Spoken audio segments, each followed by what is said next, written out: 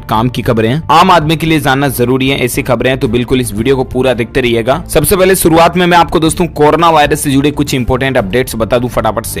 तो एक तो जुलाई 2021 तक 20 से 25 करोड़ लोगों को कोरोना वैक्सीन मुहैया कराने का लक्ष्य रखा गया। ये कहना है स्वास्थ्य मंत्री हर्षवर्धन जी का। जी हाँ, जुलाई 2021 तक 25 करोड़ लोगों तक वैक्सीन मुहैया कराने की तैयारी में है सरकार। इस तरह की गवर्नमेंट की प्लानिंग चल रही है, यानी कि दोस्तों नए साल के शुरुआती 6 महीनों के अंदर अंदर वैक्सीन मिलने का एक प्लान बना दी है सरकार। इसके अलावा स्वास्थ्य मंत्री हर्षवर्धन ने यह भी लोगों से अपील की है कि प्लाज्मा दान करने से आप घबराएं नहीं। जी हाँ, आपने देखा होगा कि बहुत से लोग तो शौक करके आगे से आकर के मतलब प्लाज्मा दान कर कोरोना की इस मुश्किल घड़ी में लोगों की जिंदगियां बचा रहे हैं। और डॉक्टर हर्षवर्धन बोले दोस्तों कि लोग प्लाज्मा देने से कतराते हैं क्योंकि उन्हें कुछ डर लगता है, लेकिन आप डरे नहीं। अगर आप भी प्लाज्मा दान करना चाहते हैं, कोरोना से ठीक हो चुके हैं, तो आप आपकी एंटीबॉडीज को दूसरों के लिए भी दे सकते हैं। ठीक है ना। चलिए अगला अपडेट है कि क्या करेंसी नोटों से भी कोरोना वायरस संक्रमण का खतरा है। इसका जवाब आरबीआई से मांगा कैट ने। जी हाँ, confederation of all India traders जो है ना दोस्तों, व्यापारिक संगठन, इसने आरबीआई से जवाब मांगा कि क्या नोटों के लेन देन से कोरोना फैल सकता है। आपको जानकर हैरानी होगी दोस्तों कि आरबीआई ने इसके जवाब में क्या कहा। मैं आपको बता दूं कि भारतीय रिजर्व बैंक का कहना है दोस्तों कि नोटों से कोरोना वायरस फैलने की पूरी आशंका है, लेकिन बचने के लिए आपको कुछ तरीके अपनाए जाने चाहिए। दरअसल अगर कोई कोरोना व्यक्ति नोटों को छू लेता है और उसके बाद उन नोटों को कोई दूसरा व्यक्ति छूता है, तो जाहिर सी बात है नोटों के जरिए संक्रमण फैलने की पूरी संभावना है।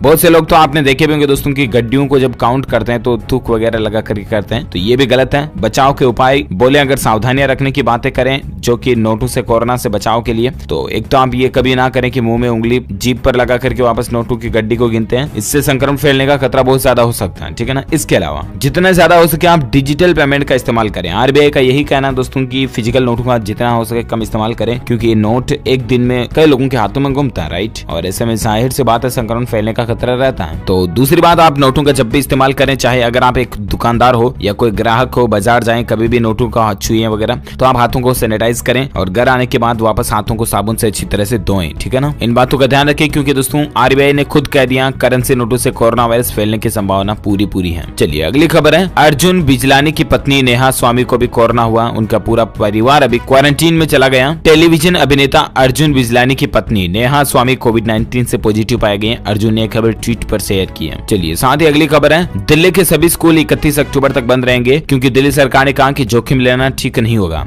हालांकि आपको पता होगा अनलॉक 5 की गाइडलाइंस के तहत केंद्र सरकार ऑलरेडी अनलॉक 4 में ही स्कूल कॉलेजों को खोल चुकी है, लेकिन 15 अक्टूबर से ही राज्य सरकारें अपने हिसाब से स्कूल वगैरह खोल पाएंगी। ये कहना केंद्र सरकार का, और ऐसे में दिल्ली गवर्नमेंट का कहना है कि 15 से नहीं बल्कि 30 अक्टूबर तक तो स्कूलें वगैरह बंद ही रहने वाली हैं। आगे देखते हैं और क्या अपडेट आता है, मैं आपको बता दूंगा। फिलहाल और एक खबर देखिए, महाराष्ट्र पुलिस में कोविड-19 के 144 नए मामले देखे गए। संक्रमितों की संख्या 24,023 हो चुकी है। सिर्फ पुलिसकर्मी जो संक्रमित है ना पुलिस के, वो महाराष्ट्र राज्य में 24,000 से भी ज्यादा हो चुके हैं। अंदाजा लगा सकते हैं आपके पुलिसकर्मी कितना कुछ रिस्क उठाते हैं, क्योंकि आम पब्लिक के बीच में घूम करके वो अपनी ड्यूटी करते हैं, तो जाहिर सी बात है इससे उन्हें कोरोना होने का खतरा भी ज्यादा हो जाता है ना। और एक खबर है दोस्तों कि महाराष्ट्र में सोमवार से खुलेंगे ढाबे और रेस्टोरेंट, बार वगैरह। नई गाइडलाइन भी जारी हो चुकी है। जी हाँ, यानी कि महाराष्ट्र राज्य में आज से ही होटल, ढाबे, रेस्टोरेंट, बार वगैरह खुल जाएंगे। महाराष्ट्र सरकार ने इसको लेकर नई गाइडलाइंस भी जारी कर दी है। ठीक है ना। तो महाराष्ट्र में आज से ये बदलाव हो जाएंगे। इसके अलावा दोस्तों कोरोना वैक्सीन की मांग को लेकर देखिए, भारत और दक्षिण अफ्रीका ने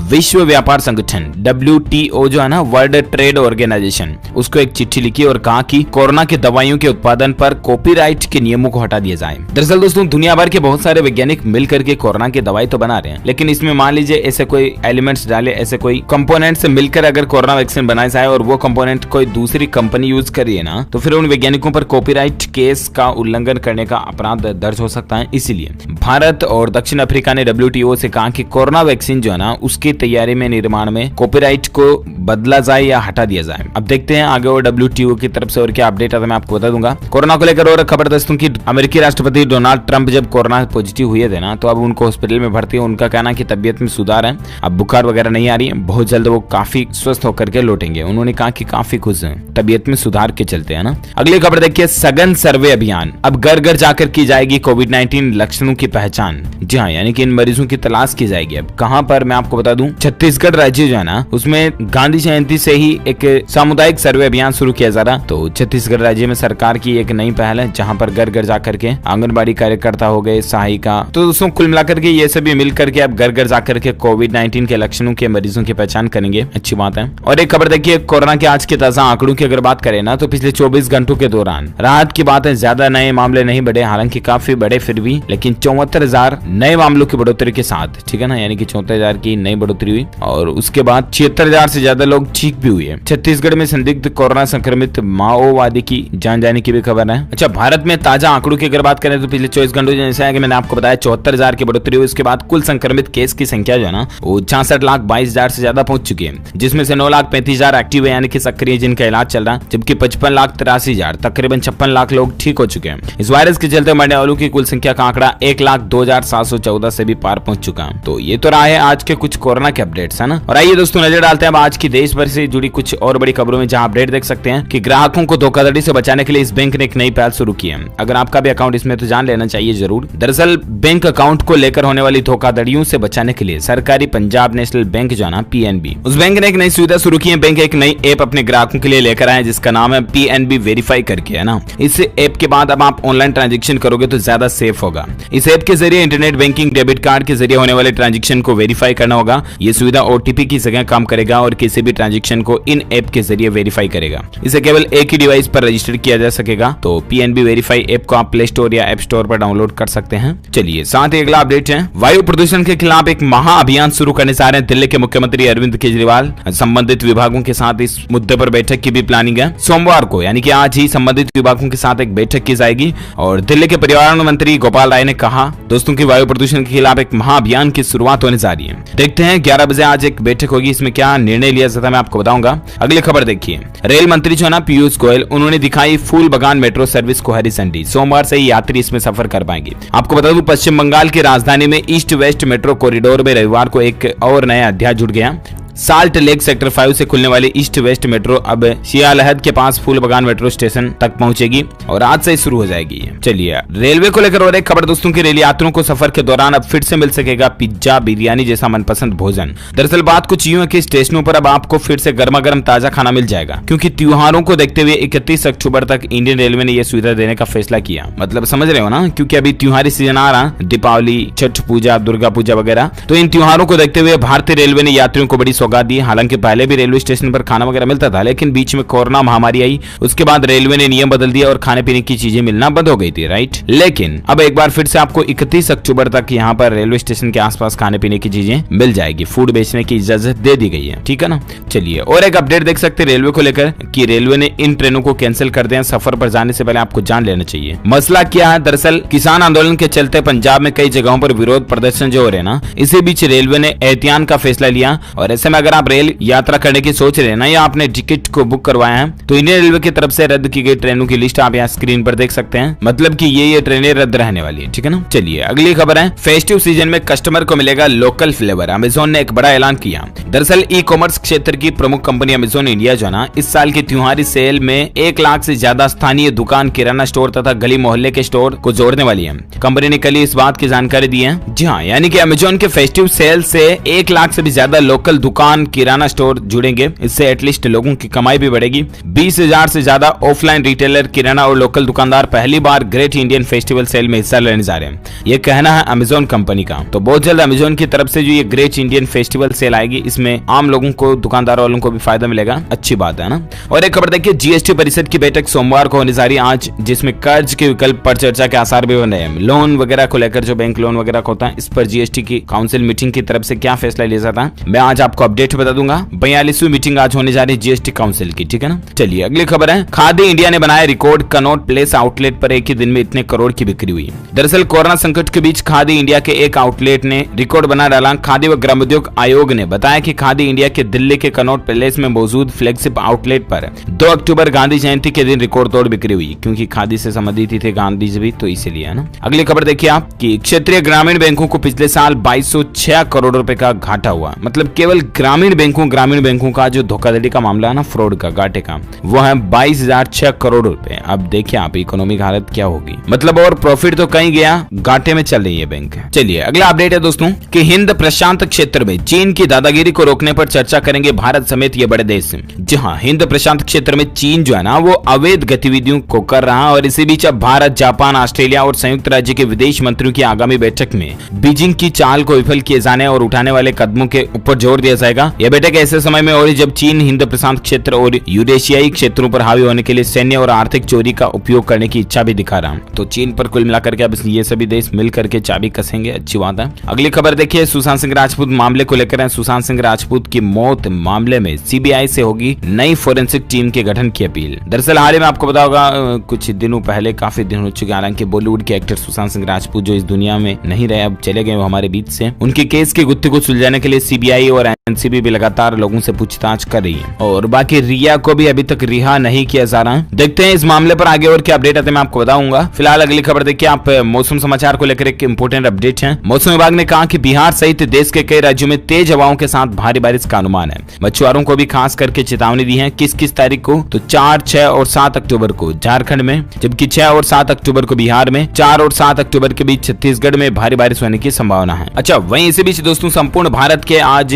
5 अक्टूबर के मौसम पूर्वानुमान की अगर बात करें ना, तो अगले 24 घंटों के दौरान गंगेय पश्चिम बंगाल, उड़ीसा, तटीय आंध्र प्रदेश, पूर्वोत्तर भारत के कुछ हिस्सों में, साथ ही उप हिमालय पश्चिम बंगाल, सिक्किम, बिहार, झारखंड, आंतरिक उड़ीसा, पूर्वी उत्तर प्रदेश, छत्तीसगढ़ में कुछ जगहों पर हल्की से मध्यम बारिश की संभावना है। बाकी पूर्वी मध्य प्रदेश, कर्नाटक, तेलंगाना, उत्तरी तमिलनाडु, कोंकण, गोवा, मध्य महाराष्ट्र के कुछ भागों में भी हल्की फुल्की बारिश हो सकती है। केरल, लक्षद्वीप और अंडमान निकोबार द्वीप समूह में हल्की बारिश की संभावना है। तो ये कुछ चल रहे हैं आज के वेदर न्यूज अलर्ट यानी कि मौसम समाचार। चलिए बात करें अब कुछ और अगली खबरों में, जहां अपडेट देख सकते हैं आप दोस्तों की। देश के विकास में आर्टिफिशियल इंटेलिजेंस का इस्तेमाल करेगी सरकार, पीएम मोदी खुद करेंगे सम्मेलन का उद्घाटन। जी हां, भारत के लिए एक अच्छी खबर है। देश में समग्र विकास, खास करके सामाजिक क्षेत्रों में आर्टिफिशियल इंटेलिजेंस यानी कि एआई के इस्तेमाल पर सरकार अब खासा जोर देने जा रही है। इस दिशा में प्रधानमंत्री नरेंद्र मोदी सोमवार को होने जा रहे सम्मेलन रेज 2020, रेज का मतलब होता है responsible AI for social empowerment, इसका उद्घाटन भी करेंगे। इस सम्मेलन का आयोजन इलेक्ट्रॉनिक्स और आईटी मंत्रालय एवं नीति आयोग मिलकर कर रहे हैं, जिसमें विभिन्न देशों के प्रतिनिधि हिस्सा लेंगे। तो ये भी दोस्तों भारत के लिए एक बहुत ही अच्छी और गौरव की बात है कि इतने बड़े सम्मेलन को हमारे भारत के प्रधानमंत्री जी उद्घाटन करने जा रहे हैं। वाकई में हम सभी इंडियंस के लिए भी बहुत ही अच्छी खबर है ये। इस बात पर तो एक लाइक तो बनता है, फटाफट से लाइक ठोक दीजिए वीडियो को। और अपन आगे बढ़ते हैं अगले अपडेट में, जहां खबर देख सकते हैं कि वैज्ञानिकों ने लगातार आ रहे भूकंप को लेकर चिंता जताई और आखिर कारण क्या है इसका जो भी बताया। हाल ही में आपको पता होगा दोस्तों कि भूकंप के चलते भारत में कई जगहों पर जैसे कि फोरशॉक और स्वार्म का नतीजा आपने देखा होगा। तो इस पर वैज्ञानिकों का कहना है कि आखिर भूकंप क्यों आता है ये, तो भूविज्ञान की भाषा में फोरशॉक का अर्थ होता है भूकंप से आने वाले पहले कुछ कम तीव्रता के जो झटके लगते हैं उनको फोरशॉक कहा जाता है। और इसके साथ ही जीएसआई के वैज्ञानिकों के अनुसार हिमालय के उत्तर पूर्वी और उत्तर पश्चिमी भागों में प्लेटों के टकराने के स्थानों पर भूकंप आते हैं। ये भारतीय और यूरेशियाई प्लेटों के टकराव का क्षेत्र है। लगातार आने वाले भूकंप का कारण समझाते हुए भूवैज्ञानिकों ने कहा कि कोई भी भूकंप उस क्षेत्र में भूगर्भीय प्लेटों के बीच घटते बढ़ते तनाव पर निर्भर करता है। चलिए साथ ही अगली खबर है, पीएम मोदी की मौजूदगी में भाजपा प्रत्याशियों के नाम पर मुहर लग चुकी है। अब इनकी घोषणा भी सोमवार को होगी। दरअसल बिहार विधानसभा चुनाव को लेकर भाजपा यानी कि बीजेपी की राष्ट्रीय चुनाव समिति ने 4 अक्टूबर रविवार को प्रत्याशियों के नाम पर एक मुहर लगा दी है और इसकी घोषणा अनाउंसमेंट 5 अक्टूबर को होने जा रहा है। तो ये भी अपडेट में आपको बता दूंगा। अगली खबर दोस्तों, जम्मू कश्मीर का सफर करना अब और भी ज्यादा सुहाना होगा क्योंकि 8.5 किलोमीटर लंबी रेलवे सुरंग की एक खुदाई पूरी हो चुकी है। ये और एक नई सुरंग बना रहा रेलवे। हाल ही में आपको पता होगा अटल टनल वगैरह भी बनाई थी। और ऐसे में हिमाचल प्रदेश में अटल टनल के बाद पहाड़ों का सफर आसान बनाने की एक कड़ी में एक और कामयाबी हासिल हुई है। जम्मू कश्मीर के रामबन जिले के बनिहाल इलाके में 8.6 किलोमीटर लंबी रेलवे सुरंग के अंदर खुदाई का काम 10 साल बाद पूरा हो ही चुका आखिरकार। तो अच्छी बात है, आप अब जम्मू कश्मीर के सफर को और अच्छे से एंजॉय कर पाएंगे। अगली खबर है दोस्तों, मध्य प्रदेश में 100-200 रुपए फसल बीमा पाने वाले किसानों को राहत मिली है। फिर से पेश कर पाएंगे आप अपना दावा या फॉर्म वगैरह जो कुछ भी फिलअप आपने किया। दरअसल दोस्तों फसल बीमा की राशि में किसानों को 100-200 रुपए मिलने की शिकायतें आ रही थी मध्य प्रदेश में, ठीक है ना। अब मध्य प्रदेश के मुख्यमंत्री शिवराज सिंह चौहान ने कहा कि ऐसे किसान जिनकी किसान फसल बीमा की राशि 100-200 रुपए आई है ना, तो वो फिर से अप्लाई कर पाएंगे, ठीक है, ताकि अगर उनकी कोई मिस्टेक रह गई, टेक्निकल प्रॉब्लम वगैरह रह गई है तो भी उनको बराबर फसल बीमा का फायदा मिल सके, ठीक है। तो इसीलिए ये सरकार की एमपी गवर्नमेंट की अच्छी पहल है। चलिए साथ ही अगला अपडेट है दोस्तों, पंजाब नेशनल बैंक ने एक और नया अभियान भी शुरू किया जिसका नाम है ग्राम संपर्क अभियान, ठीक है ना। गाँव में कैंप लगा करके लोन वगैरह दिया जाएगा क्योंकि अक्सर गाँव के लोगों को ये समस्या होती है कि आखिर कैसे बैंक जाएं, कैसे बैंक के कर्मचारियों को बोलें कि मुझे लोन चाहिए वगैरह। कई झिझक महसूस करते हैं। कई लोग बैंक लोन लेने के लिए जाते भी हैं तो बैंक के जो कर्मचारी होते हैं काउंटर 1 पे जाओ 1 बोले, 3 पे जाओ 3 बोले, वापस 2 पे जाओ 2 बोले, वापस 5 पे जाओ, ऐसा घुमाते भी है। इट्स फैक्ट, रियलिटी है। हालांकि सभी बैंकों में ऐसा नहीं होता बट बहुत जगहों पर ऐसा होता है, मैंने खुद ने देखा, ठीक है ना। तो इन्हीं समस्याओं को देखते हुए अभी हाल ही में जो राष्ट्रपिता महात्मा गांधी जी की 151वीं जयंती निकली थी, इस मौके पर पंजाब नेशनल बैंक ने ग्राम संपर्क अभियान शुरू किया और इस अभियान के तहत बैंक देश भर में ग्रामीण इलाकों में कैंप लगा कर लोन बांटने के साथ साथ अन्य बैंकिंग सुविधाएं भी देगा। जी हाँ, मतलब गाँव में बैंक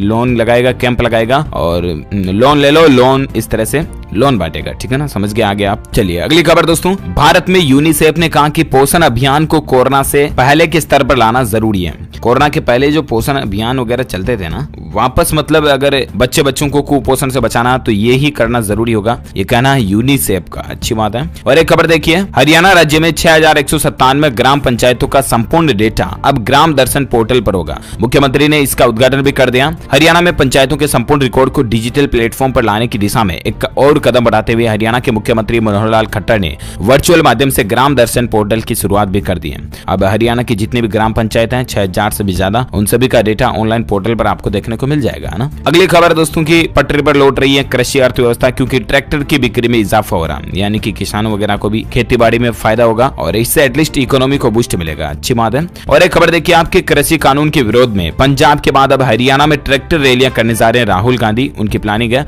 लेकिन हरियाणा में जाने से पहले आप एक और खबर देखिए जरा कि राहुल गांधी पर अब हरियाणा में बैन लग चुका। अनिल विज ने कहा कि नहीं घुसने देंगे ट्रैक्टर रैली को। दरअसल दोस्तों राहुल गांधी अब पंजाब के बाद हरियाणा में जाने की प्लानिंग बना रहे हैं ना। इसी बीच हरियाणा के गृह मंत्री अनिल विज ने कहा कि वह राहुल गांधी की ट्रैक्टर रैली को प्रदेश में घुसने की इजाजत नहीं देंगे। अब इसके पीछे वजह क्या, जो आप स्क्रीन पर देख सकते हैं, कुछ ऐसे सवाल जवाब। हालांकि मैं ज्यादा पॉलिटिकल बातें करता नहीं हूँ, आपको बताएं। अगली खबर दोस्तों, एयर इंडिया ने दुबई के लिए फ्लाइट का ऐलान कर दिया है, यानी कि अब आप भारत से दुबई वगैरह भी जा पाएंगे। बहुत जल्दी फ्लाइट सर्विस दिल्ली से शुरू होने जा रही है। अच्छी बात है। तारीख भी आपको बता दूं, इस फ्लाइट को 8 और 22 अक्टूबर को चलाया जाएगा, है ना। चलिए अगली खबर दोस्तों, सावधान, जोकर मेलवेयर मिलने पर गूगल ने 34 खतरनाक एप्स को प्ले स्टोर से हटा दिया। आप भी फोन से फौरन डिलीट कर दें। कई सारे ऐसे एप्स होते हैं जिनमें मेलवेयर वायरस वगैरह होते हैं, इसलिए गूगल समय समय पर प्ले स्टोर की एक बार छटनी करती रहती है। हाल ही में आपको बताओगा 17 एप्स हटाए थे प्ले स्टोर से और अब 34 एप्स को हटाने की नई पहल है। हालांकि गूगल 17 के पावड़े पर नहीं चल रही, लेकिन कुल मिलाकर के मसला यही है।